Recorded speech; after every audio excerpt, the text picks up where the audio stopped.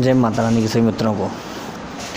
सभी मित्रों ने जो जानकारी चाहिए वो कंकाल भैरव के बारे में चाहिए। कंकाल भैरव, कपाल भैरव, तो भैरव जी के थोड़े से इतिहास पर चलते हैं कि क्या है उनके पुराणों में, क्या उनकी जानकारी है। तो देखिए, सबसे प्राचीन जो पुराण है वो ब्रह्म वैवर्त पुराण है, जो सबसे प्राचीन पुराण है इसमें। और एक है महाकालिका पुराण, ठीक है, जिसको काली ग्रंथ भी कहते हैं, ठीक है। तो उन दोनों में भैरव जी के बारे में पूर्ण जानकारी, बारीक जानकारी दी गई है, लेकिन एक संकेत के माध्यम से, ठीक है। उसमें अवतार बताए गए 8 अवतार, जो मुख्य अवतार हैं। जो ब्रह्म वैवर्त पुराण है उसमें भी भगवान भैरव के 8 अवतार बताए गए हैं। महाभैरव, संहार भैरव, अष्टांग भैरव, रूरू भैरव, काल भैरव, क्रोध भैरव, ताम्रचूर भैरव तथा चंद्रचूर भैरव, ठीक है। और जो दूसरा जो अष्ट भैरव का जो तंत्र है उसमें बताए गए अष्टांग भैरव, रुद्र भैरव, चंद्र भैरव, क्रोध भैरव, उन्नत भैरव, कपाली भैरव, विष्णु भैरव और संहार भैरव, ठीक है। अब इसमें कंकाल भैरव नहीं आते, तो कंकाल भैरव के बारे में एक बात बताता हूँ मैं आपको, ठीक है। कंकाल भैरव के बारे में एक बात बताता हूँ आपको। मैं ज़्यादातर एक मंत्र बोलता हूँ, आपको ध्यान हो तो। ओम नमो काली कंकाली महाकाली पुत्र कंकाल भैरव हुक्म में हाजिर रहे, मेरा भी तुरंत करें। आन बांधू मान बांधू, चलते फिरते के ओसान बांधू, दसों दिशा बांधू, 9 नारे 72 कोटा। जी वाला मंत्र आपको मालूम ही है, मैंने कई बार बोला है ये मंत्र, ठीक है। तो ये कंकाल भैरव का मंत्र है। और इसकी जो देवी है, जो शक्ति है इसकी, वो है महाशमशान काली, ठीक है।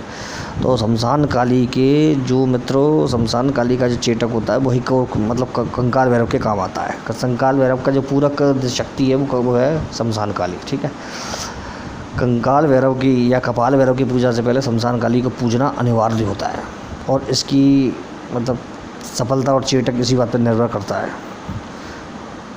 जो इतने भैरव के मैंने बताए थे, अष्ट भैरव में से ही बाकी 8 भैरव बनते हैं, ठीक है ना। 8 भैरव है तो बाकी 8 भैरव बनते हैं। तो इस तरह से उनके विभाग बढ़ते चले गए। मूल हैं जो उसमें वो है महाकाल भैरव, और जो इनकी सौम्य शक्ति है वो है बटुक भैरव। बटुक भैरव और महाकाल भैरव दोनों ही पूर्ण शक्तिशाली देवता हैं, ठीक है। दोनों ही अपने अपने उसमें। जो बटुक भैरव है वो हर कोई कर सकता है, गृहस्थ भी कर सकता है, सामान्य कर सकता है, जो ज़्यादा हिम्मती नहीं है वो भी कर सकता है। लेकिन जो महाकाल भैरव है या काल भैरव है उसको हिम्मती साधक ही कर सकता है। और ख़तरनाक या उग्र तरह के दंड देने वाले प्रयोग होते हैं उसमें काल भैरव, महाकाल भैरव ही चलते हैं, ठीक है। और जो सौम्य प्रयोग होते हैं, जो उन्नति के, सफलता के, उनमें चलते हैं मतलब जो चलते हैं बटुक भैरव, सौम्य भैरव यानी कि बाल भैरव।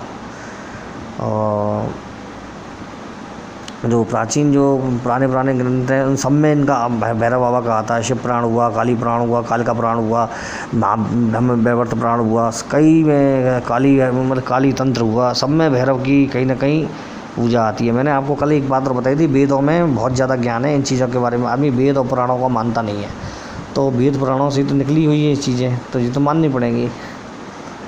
भैरव को पूर्ण रूप से, जो शंकर का पूर्ण रूप होता है, क्रोधावतार रूप, उसको भैरव को ही कहा जाता है। पूर्ण रूपे ही शंकरश्च परात्मना मूढ़स्तेवे न जानती मोहिता शिव मामया। समझ गए ना, शिव माँ या इसका मतलब क्या समझिए। इसका मतलब है जो भैरव के क्रोध अवतार, उग्र अवतार हैं वो महाकाल भैरव है, ठीक है ना। तो मगर लोग बाग इस चीज़ को समझ नहीं पाते। तो अब जी जो आपने कंकाल भैरव की जानकारी चाहिए, तो कंकाल भैरव का सबसे बेस्ट मंत्र यही जो मैंने आपको बताया था, सावर मंत्र है, ओम नमो काली कंकाली महाकाली वाला। और मंत्र इसको कभी पूर्ण विधान के संग डालूंगा। बाकी आपने जानकारी चाहिए तो कंकाल भैरव के बारे में ये कहा जाता है कि अगर कोई कार्य नहीं बन रहा है, कोई कार्य फल नहीं दे रहा है, कोई कार्य किसी भी रूप में अटक रहा है, नहीं हो रहा है, तो फिर आपको कंकाल भैरव की उपासना करनी चाहिए। कंकाल भैरव के जो आपको बताऊं, कंकाल भैरव के जो वो कहे गए हैं मतलब उपाय, वो हमेशा हिम्मती व्यक्ति को, हिम्मती साधक को ही करने चाहिए, ठीक है ना। कंकाल भैरव के उपाय हर कोई नहीं कर सकता है। कंकाल भैरव को करने वाले बहुत ही कम साधक हैं, क्योंकि क्या होता है ना, कंकाल भैरव के जो रूप देखे जाते हैं, जो सामने कंकाल भैरव बाबा आ जाते हैं तो आदमी के छक्के छूट जाते हैं।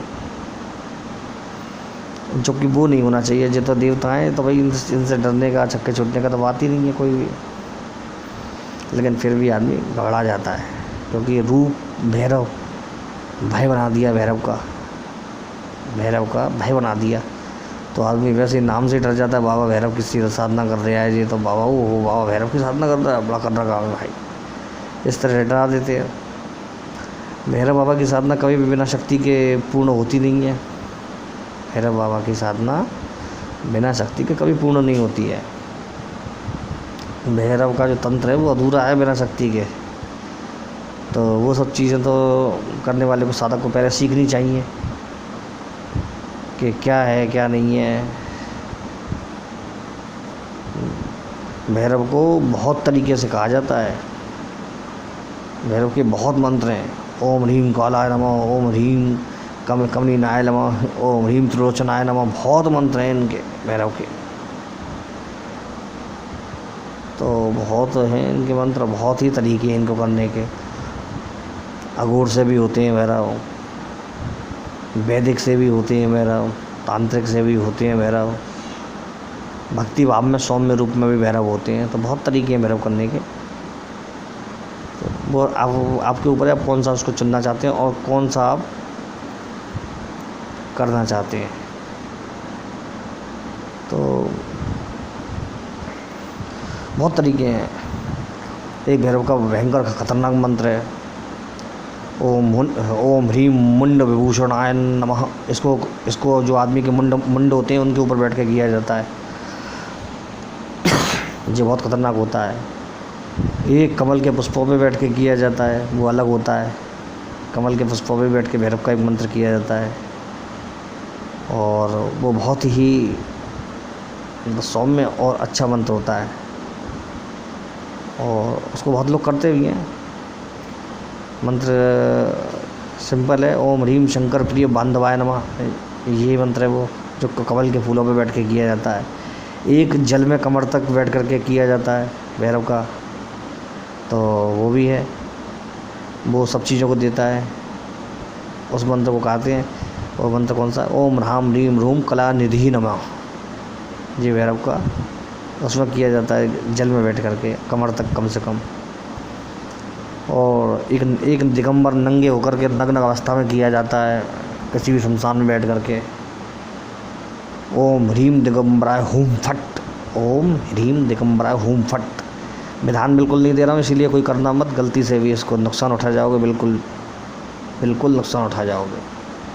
और एक शमशान के बाहर जो मंदिर होता है शिव जी का, उसके सामने किया जाता है, ओम ह्रीम बम भूतपाय नमः।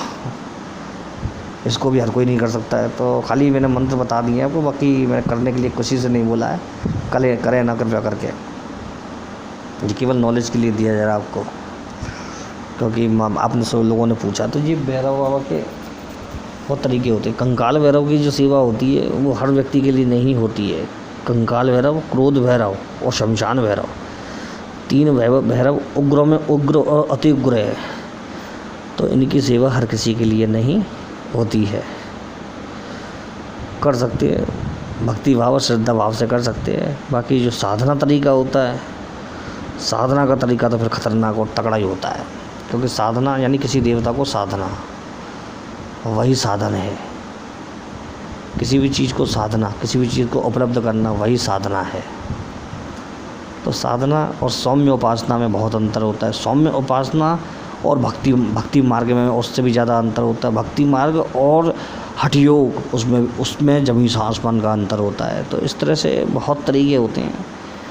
कुछ लोग हठ से प्राप्त करना चाहते हैं, कुछ तंत्र से प्राप्त करना चाहते हैं, कुछ भक्ति मार्ग से प्राप्त करना चाहते हैं, कुछ क्रिया योग से प्राप्त करना चाहते हैं। मार्ग सारे के सारे वही हैं, पहुंचाएंगे वो आपको भगवान तक ही। बस कोई कठिन हो जाता है, कोई सौम्य हो जाता है, कोई एकदम आसान हो जाता है, कोई एकदम कठिन। क्षमता की परख होती है आदमी की, कौन क्या करना चाहता है। चलिए मित्र, ठीक है। जाते जाते रात को सोते सोते भी मैंने वीडियो बना दी। मैंने कि जी बना दो भाई, मेरी तो नाराज़ हो जाएंगे हमारे मित्र। जय माँ भवानी, जय माता रानी।